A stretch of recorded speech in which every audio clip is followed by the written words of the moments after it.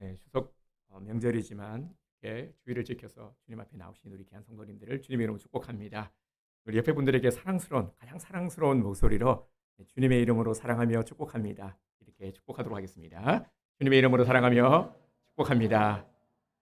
네, 우리 예영 집사님 왜 안 하세요? 네, 자 우리 다시 한번 당신은 어, 하나님께서 가장 사랑하는 특별한 사람입니다. 자, 이렇게 축복하도록 하겠습니다. 이는 하나님께서 가장 사랑하시는 특별한 사람입니다. 아멘. 네, 우리 성도님들 모두는 정말 주님께서 아주 특별하게, 너무너무 특별하게 여기는 주님의 사람, 하나님의 사람, 축복의 사람인 줄 믿으시길 바랍니다. 다시 한번 오늘 예배 참석하신 우리 성도님들을 주님의 이름으로 축복합니다. 2차 세계대전 중에 있었던 일입니다. 2차 세계대전 중에 그 영국의 그 유명한 처칠 아시죠? 영국 총리에 취임한 이 처칠은 곧바로 독일에 대해서 중요한 결정을 내려야 하는 상황에 처했습니다. 당시 독일군은 이미 폴란드와 체코, 네덜란드와 벨기에를 점령하고 프랑스를 집어삼키던 중이었습니다. 남은 건 영국군이었던 것이죠. 그런데 참으로 안타깝게도 이 파죽지세로 밀려오는 독일군을 막아낼 방법이 없는 겁니다. 그러니까 주위에서는 자꾸만 화친을 맺으라, 이런 여론이 거들게 일고 있었던 것이죠. 분명 현실은 그것이 최선의 선택지임에 틀림없기에 이 처칠도 고심하지 않을 수가 없었던 것입니다. 그런데 말이 화친이지 뭐 항복하는 거나 다름이 없지 않습니까? 그래서 처칠은 무척이나 고심을 했고요. 이 고심 끝에 다시 전쟁을 치르기로, 맞서 싸우기로 결단을 내렸습니다. 근데 당시에는 제1차 세계대전의 이 악몽이 채 가시지도 않은 때였기 때문에 다시 전쟁을 한다라는 것은 참으로 어려운 결정이었습니다. 하지만 감내해야 할 이유가 훨씬 더 크다고 판단했기 때문에 타협하지 않은 것이죠. 실제로 런던이 폭격을 당하고 많은 이들이 희생을 당했습니다. 그렇게 1년여를 버텨냈고 결국 영국을 지켜냈습니다. 이는 위대한 결단의 승리였던 것이죠. 오늘 본문에도 보면 이 위대한 결단의 사람이 소개되고 있습니다. 그는 바로 아사왕입니다. 본문에 보면 이렇게 시작을 하고 있죠. 오늘 1절이 하나님의 영이 오데스의 아들 아사랴에게 임했습니다. 아사랴에게 하나님의 영이 임한 이유는 8절에 보면 하나님의 예언을 정하는 통로로 사용하기 위함입니다. 구약 시대에는요, 하나님의 영이 모두에게 임하지 않았습니다. 선지자, 아사랴가 선지자인데 이 선지자의 역할은 바로 하나님과 백성들 사이에서 하나님의 말씀을 대언하는 하나님의 스피커 역할을 한 겁니다. 그래서 영이 임했다라는 것은 하나님께서 선지자를 통해서 말하고자 준비시킨 것입니다. 영이 임하고 하나님의 말씀이 임했고 아사랴 선지자는 하나님의 말씀을 가감없이 바로 그대로 선포하는 것이죠. 구약시대 때는 이렇게 하나님께서 특정한 사람을 통해서 특별한 일을 행하실 때만 하나님의 영이 임하신 거죠. 1절을 보면은 하나님의 영이 오데스의 아들 아사랴에게 임하심에 아사랴 선지자를 통해서 이스라엘을 향한 하나님의 말씀을 전하려고 하는 겁니다. 원래 하나님의 말씀은 율법을 가르치는 제사장을 통해서 들을 수 있었습니다. 그런데 3절을 보면 이 당시의 상황들이 나와 있죠. 영적인 상태가 어땠냐면은 이스라엘에는 참신이 없고 가르치는 제사장도 없고 율법도 없은 지가 오래되었으나, 그러니까 이 말씀을 볼 때 이들은 하나님의 말씀을 들을 수가 없는 상태였습니다. 왜 들을 수 없었을까요? 왜냐하면 백성들이 듣지 않았기 때문입니다. 그들이 하나님을 떠났기 때문인 거죠. 이렇게 된 배경에도 보면요, 이 솔로몬의 책임도 컸습니다. 솔로몬이라는 왕은 정말 이스라엘 역사에서 위대한 왕 하면은 다윗, 솔로몬 이렇게 손꼽지 않습니까? 근데 이 둘의 공통점이요, 너무 훌륭한데 말년이 좋지 않았어요. 정말 잘했는데 안타까운 모습을 보였죠. 솔로몬도 마찬가지였습니다. 갈수록 좀 안타까운 모습을 보였습니다.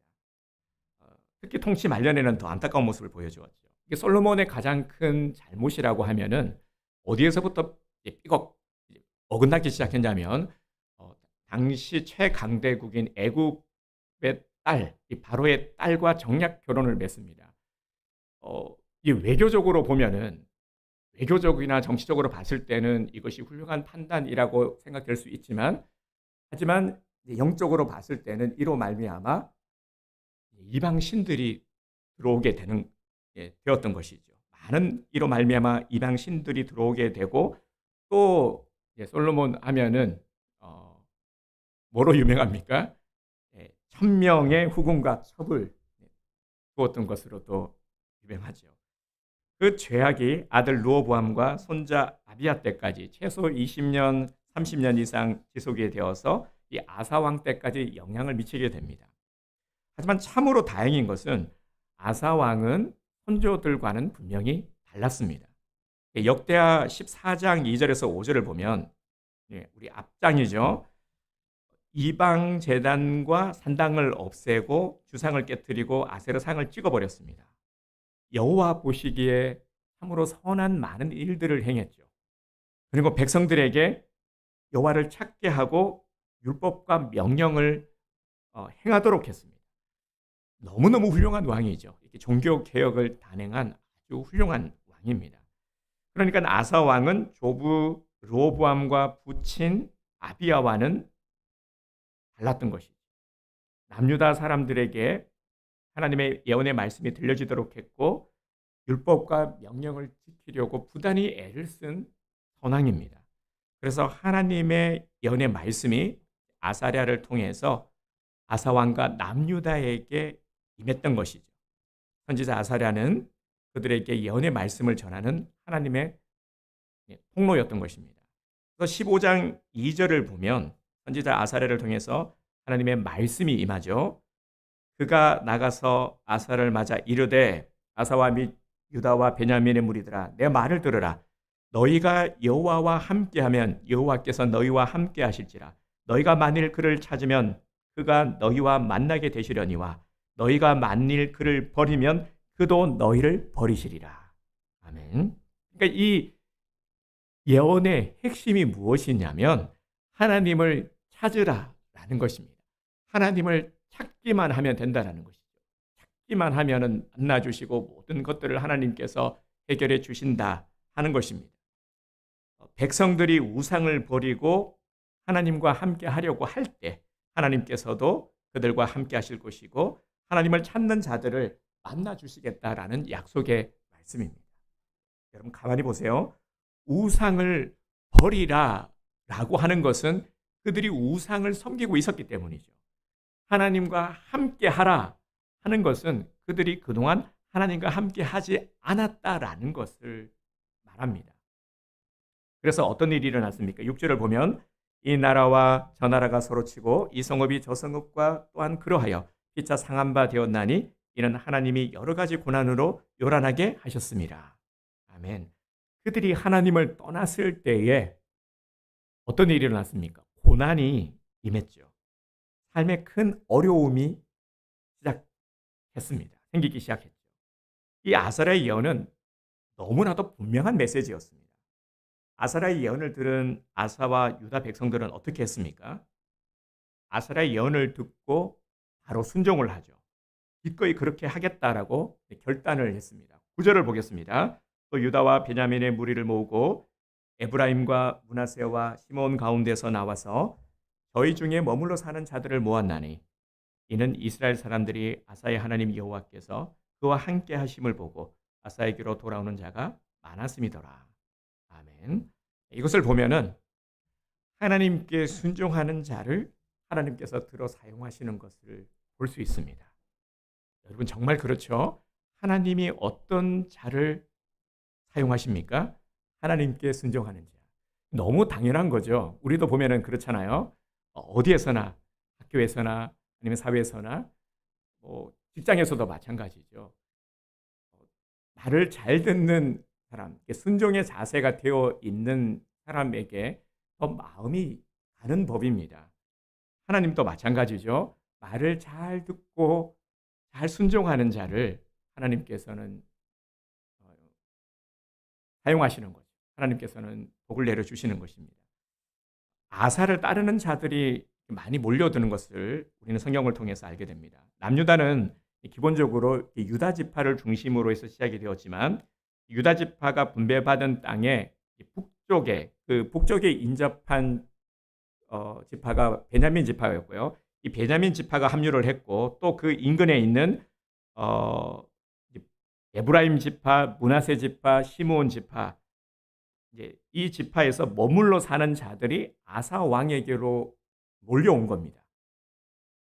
저희 중에 머물러 사는 자, 이 머물러 사는 자의 의미가 이방인을 의미하는데 이 머물러 사는 자들이 이제 정착 지역이 없었기 때문에 여기저기 떠돌아다니다가 뭐 베냐민, 에브라임, 므낫세 이렇게 떠돌아다니다가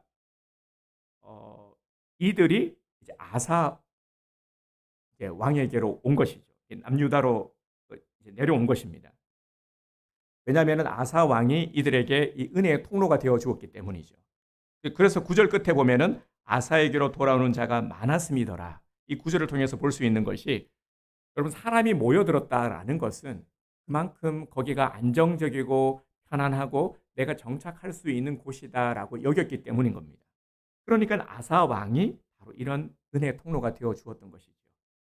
그래서 무슨 일이 일어났습니까? 13절과 14절을 보겠습니다. 이스라엘 하나님 여호와를 찾지 아니하는 자는 계속 남녀를 막론하고 죽이는 것이 마땅하다 하고 무리가 큰 소리로 외치며 피리와 나팔을 불어 여호와께 맹세하며 이 영적인 변화, 영적인 부흥이 일어난 겁니다. 맹세하면서 이들이 하나님을 찾았습니다. 그들이 맹세하면서 하나님이 찾았을 때 무슨 일이 일어났습니까? 15절 온 유다가 이 맹세를 기뻐한지라 우리가 마음을 다하여 맹세하고 뜻을 다하여 여호와를 찾았으므로 여호와께서도 그들을 만나 주시고 그들의 사방에 평안을 주셨더라. 아멘. 엄청난 일이 일어났습니다. 우리 찬양 중에 평안을 너에게 주노라 세상이 줄 수 없는 세상 사람들뿐 아니라 우리 모든 사람들은 평안하기를 원합니다. 그렇죠, 여러분? 평안함이 복이라는 것을 모르시는 분들은 없을 겁니다. 이 평안의 복. 그렇게도 원하는 평안. 이 평안을 어떻게 얻을 수가 있는 것입니까? 복의 그런 대신은 하나님께서 주셔야 되는 것이죠. 그래서 지금 하나님 앞에 엎드린 이 유다 민족들에게 정말 하나님 앞에 엎드려서 하나님을 찾았을 때 하나님께서는 평안을 주셨습니다.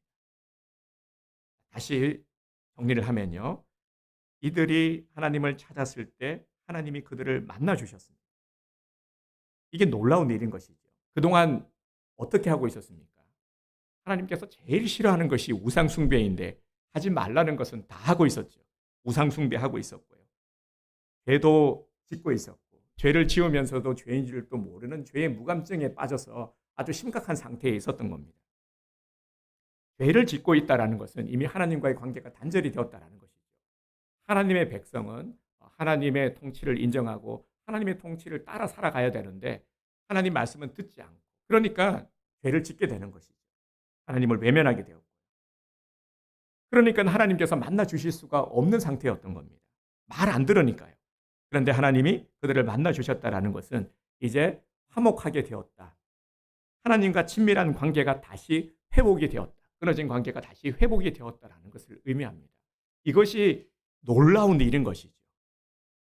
그 다음 그들에게 평안을 주셨습니다. 복이 임한 것이죠. 여기서의 평안이 어떤 평안이냐면요. 이제 현실 가운데서 이들에게 있어서의 가장 큰 리스크는 지금 국가적인 리스크는 전쟁의 리스크죠. 근데 대적들을 막아주셨다는 겁니다. 더 이상 전쟁이 일어나지 않도록 막아주시니까 나라가 평화롭고 가정이 평화로운 겁니다. 안정이 되고 삶이 안정이 되고 행복한 삶을 살 수 있게 된 것이죠.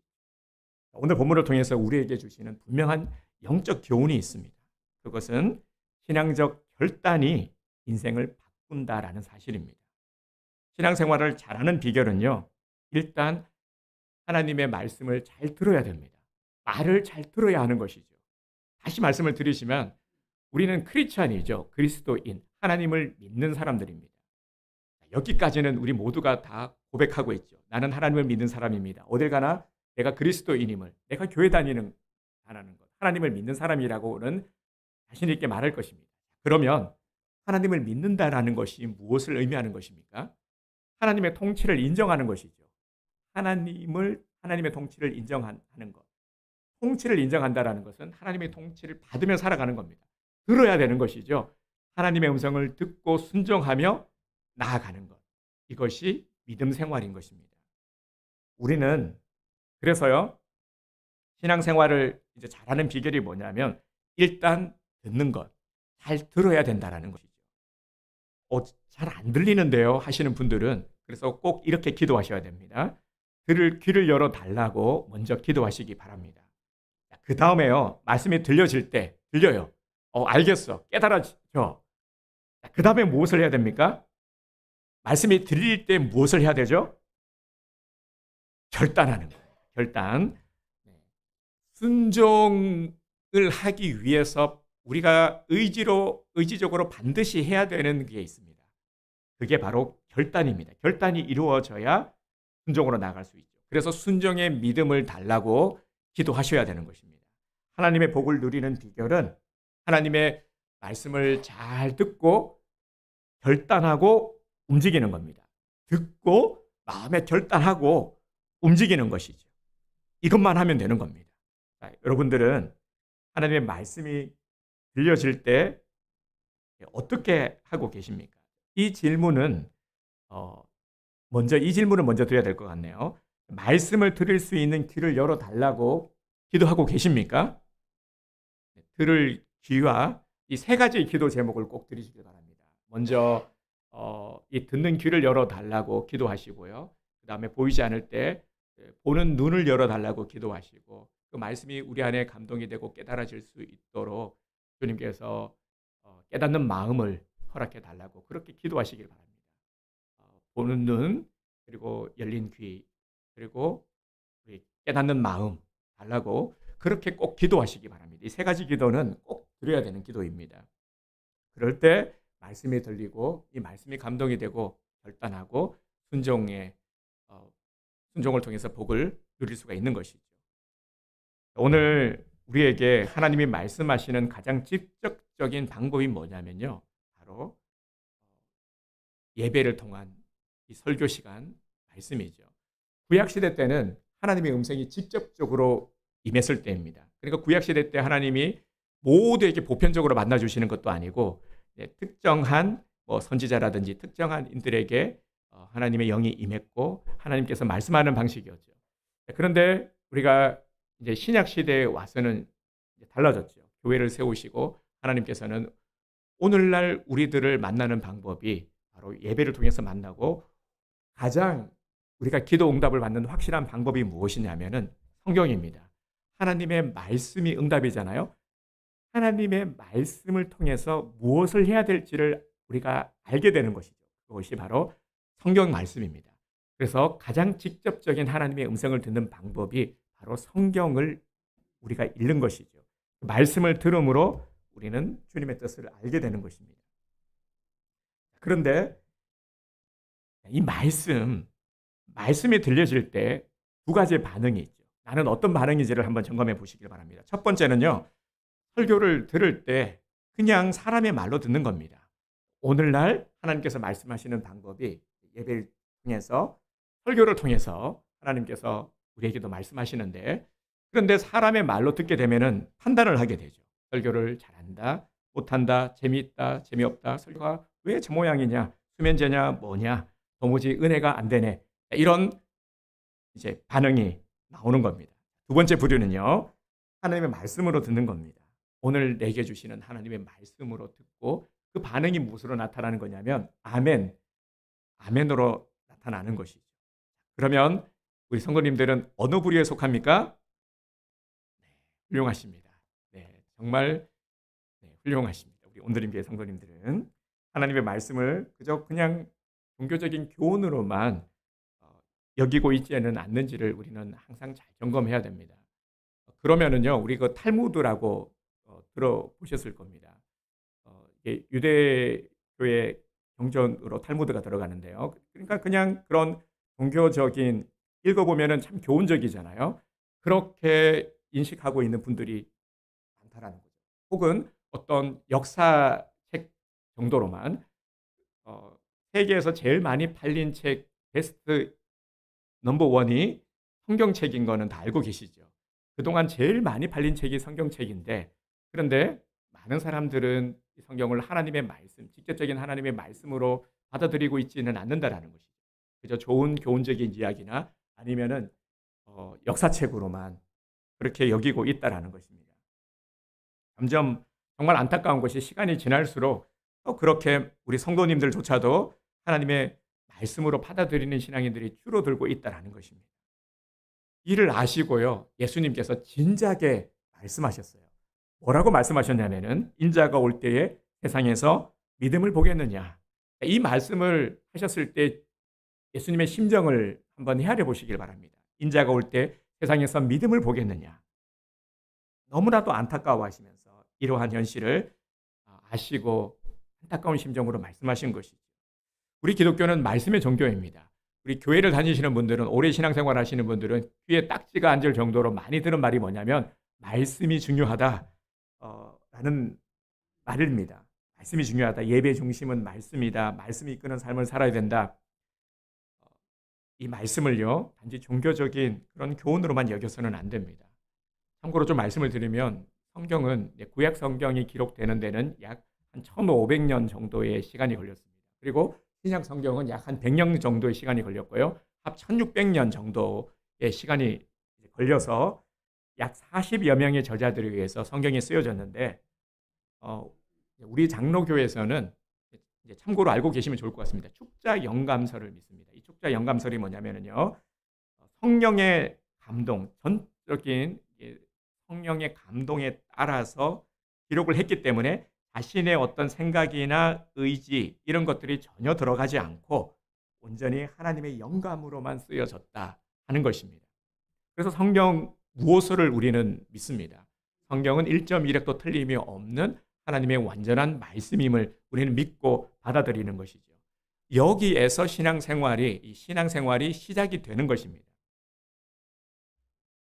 그러니까 어떤 개인적인 교훈이나 철학 이런 것들이 아니라 자신의 삶에서 하나님을 경험한 것을 성령의 감동하심을 따라 기록한 것이죠.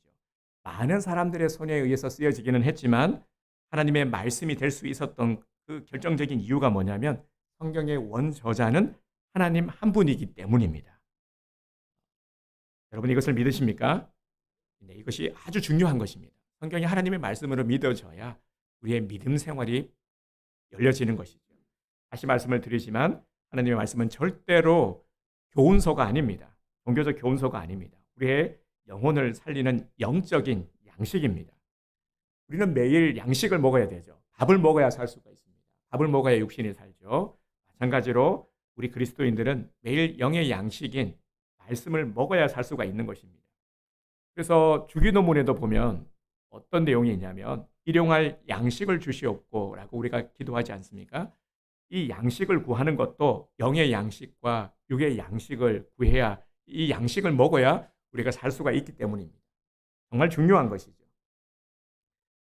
이제 우리는 기독교라는 이 종교인에 머물지 않고요. 신앙인으로 우리가 살아가야 하는 것입니다. 그러기 위해서는 말씀이 우리 삶에 나타나야 하는 것입니다.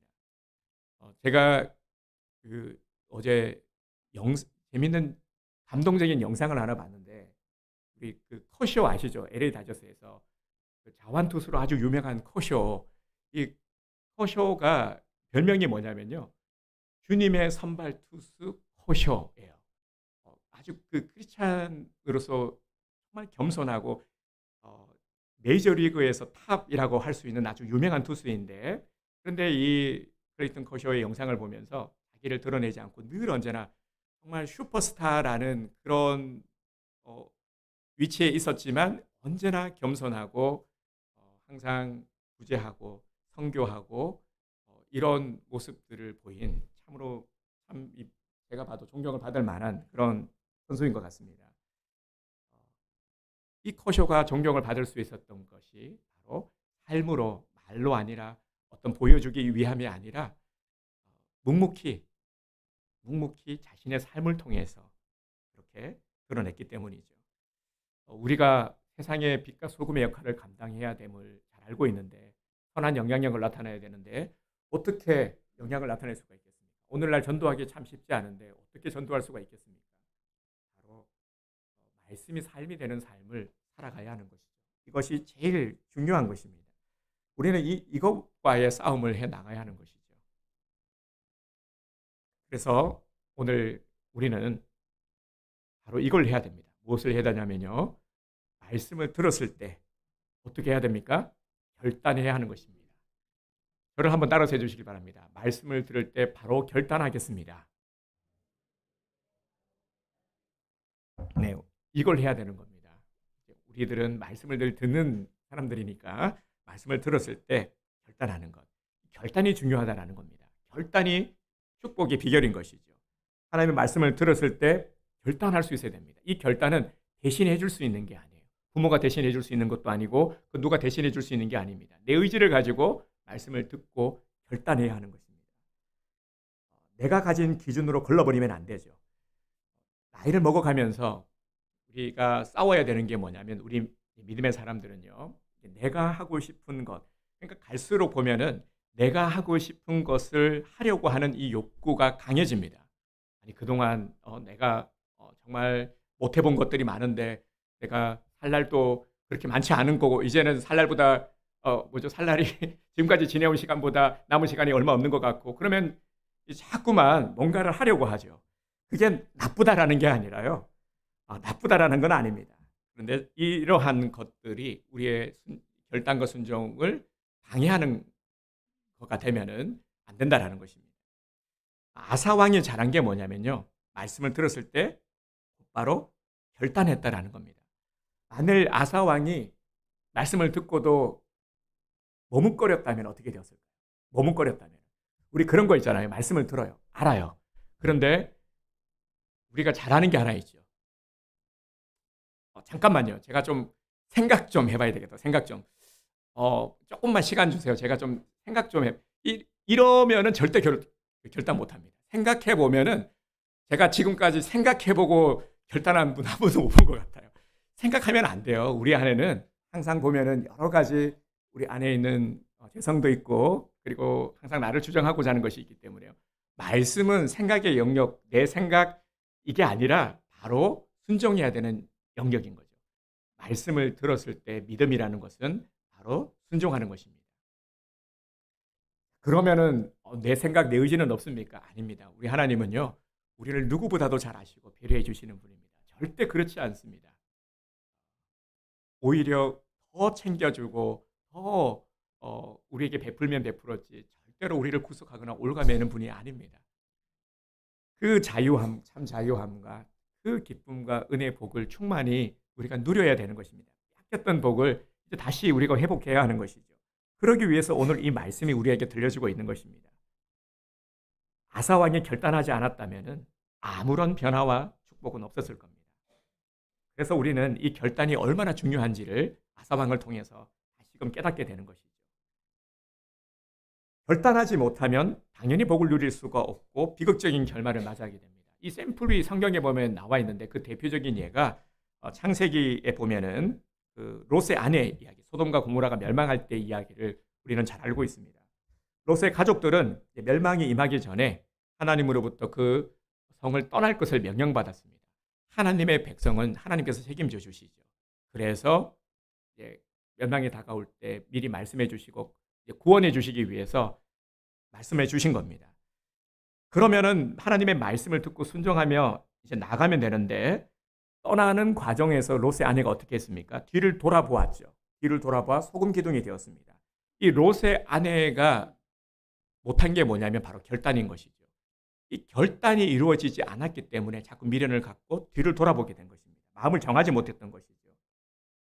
도시에 머물면은 안 된다라는 것이, 그것은 분명히 알고 있었습니다. 들었고 알고 있었어요.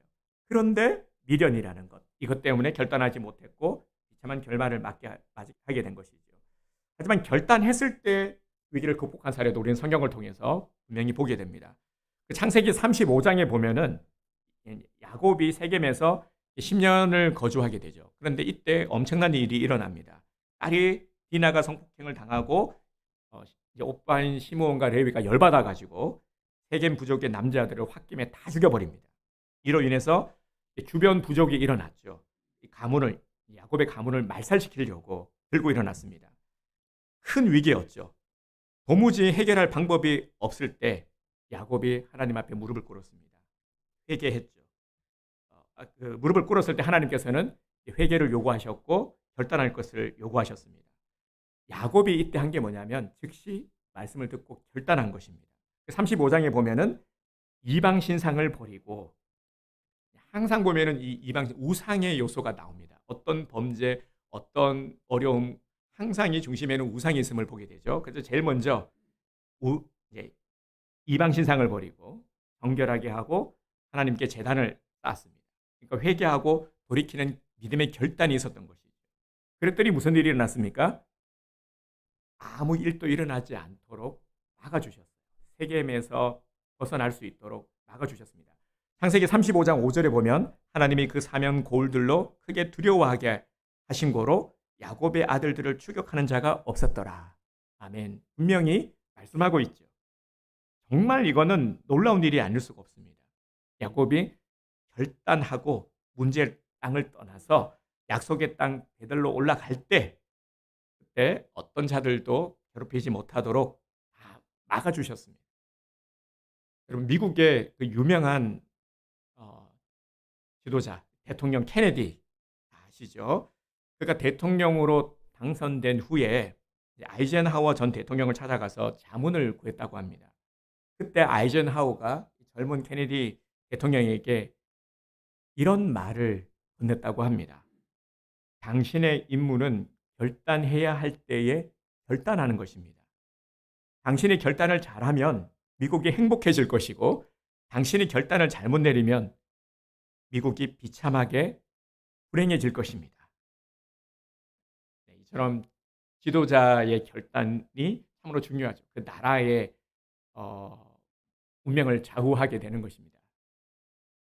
그래서 우리나라 지도자들을 위해서도 우리가 기도해야 하는 것입니다. 잘못된 결단을 하지 않도록 그래서 우리가 깨어 기도해야 하는 것이죠. 오늘 우리에게 필요한 것이 바로 믿음의 결단입니다.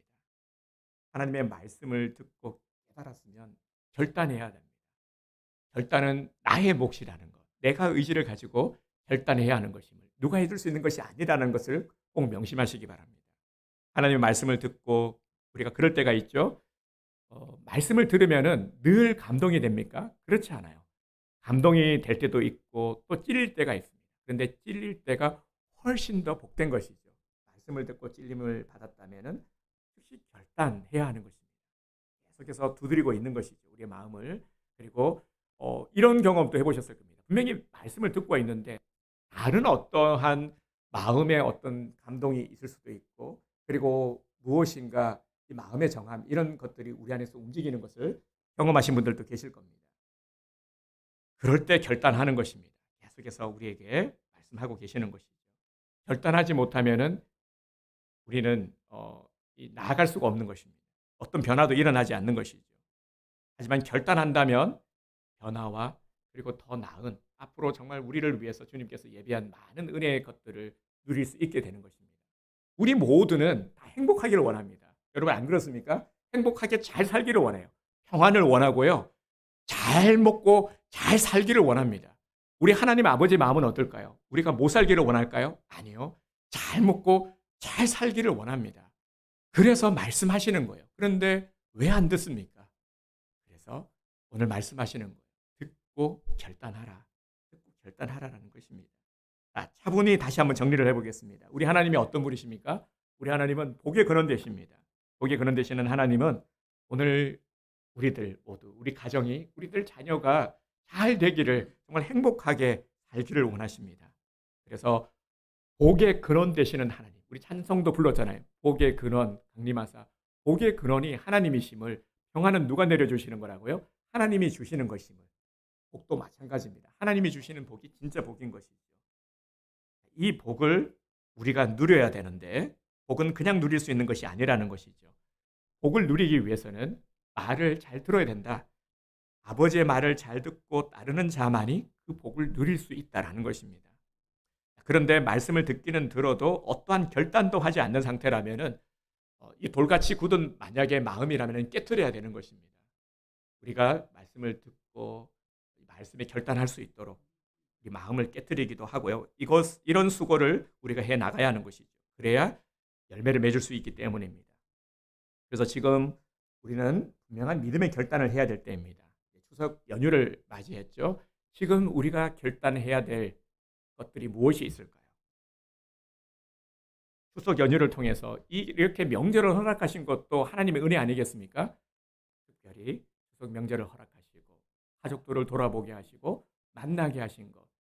정말 뭐 평범히 별거 없다고 할지라도 같이 둘러앉아 밥을 먹는 것도 참 감사한 일이고 차를 한 잔 마시는 것도 감사한 일이고 짧은 대화이지만 그래도 얼굴을 마주하면서 이야기를 나눌 수 있는 것도 참 감사한 것 아니겠습니까? 그러한 것들에서 우리는 감사의 마음을 좀 빼앗기지 말았으면 합니다. 우리 가정이 누려야 될 것들, 우리 자녀들이 정말 누려야 될 복을 좀 빼앗기지 않았으면 좋겠습니다. 그래서 이번 추석 명절을 맞으면서 우리가 특별히 한 가지 결단을 모두가 하기 원합니다. 추석 명절이 되면 늘 교회에서 기도하는 제목이 있습니다. 그게 뭐냐면 바로 신지들에게 복음의 통로가 되는 것이죠. 그래서 우리 가족들 중에 교회 다니는 분들은 아니잖아요. 가족들 중에 교회를 안 다니고 하나님을 믿지 않는 분들이 계십니다. 우리 친지들 중에서도 마찬가지고요. 그러면 특별히 이럴 때 우리가 이들을 위해서 기도하는 것이죠. 정말 이 영혼을 하나님께서 구원해 주시기를 위해서 기도하고 또 이번 연휴 기간 사랑과 섬김을 실천하자라는 것입니다. 우리 그리스도인들이 뭐 안 그래도 잘하시는 건 아는데 특별히 믿음을 가지고 기도하면 또 달라지지 않겠습니까? 그래서 더 열심히 사랑으로 지극히 정성을 다해서 이 섬김을 실천해 보자라는 것이죠. 그래서 조금 트러블 있는 일이 있을 수 있죠. 좀 껄끄러운 일이 있을 수가 있고 마음이 좀 불쾌해지는 일이 있을 수 있지만 그럴 때 좀 믿음으로 참으시기 바랍니다. 그때 같이 휘발유 끼얹어 버리면 불 확 붙어버리고 그러면 대판 싸우고 그런 일들도 종종 일어나지 않습니까? 그래서 그러지 마시고요. 그럴 때 차분히 오히려 더 우리 하나님 믿는 자들로서의 진가를 드러내시기를 바랍니다. 그래서 이번에 사랑과 섬김을 실천할 수 있는 기회다. 믿음으로 우리가 함께 이를 실천하기를 원합니다. 여러분 하나님을 내 인생의 중심으로 모시고 살아가는 자들은 절대 하나님께서 외면치 않으십니다. 오늘 우리에게 임하시는 하나님의 말씀에 분명한 신앙적 결단이 있기를 소망합니다. 우리 요절 말씀 제가 잘라가지고 말씀 핵심만 주보에 실었는데요. 함께 선포하도록 하겠습니다. 시작. 오직 나와 내 집은 여호와를 섬기겠노라. 여호수아 24장 15절 말씀. 아멘. 이것이 오늘 우리의 결단이기를 소망합니다. 오직 나와 내 집은 오직 여호와만을 섬기겠노라. 이 분명한 믿음의 결단을 하시고 이제 주의 말씀 청종하여 그렇게 순종하며 많은 이 은혜의 꽃, 복의 꽃을 피우고 열매를 맺는 우리 성도님 되시기를 주님의 이름으로 축복합니다. 반주 준비해 주시고요. 여러분 무엇이 가장 큰 행복일까요? 우리 가정 모든 식구들이 예수를 믿어서 함께 예배드리는 것. 여러분 이게 가장 큰 행복 아닐까요? 우리 자녀들이 어긋나지 않고 세상길로 가지 않고 믿음으로 잘 살아가는 것. 이것보다 더 큰 행복이 있을까요? 우리 온드림 교회 모든 가정들이 주님 은혜 안에서 모두가 다 행복한 가정 되기를 주님의 이름으로 축복합니다.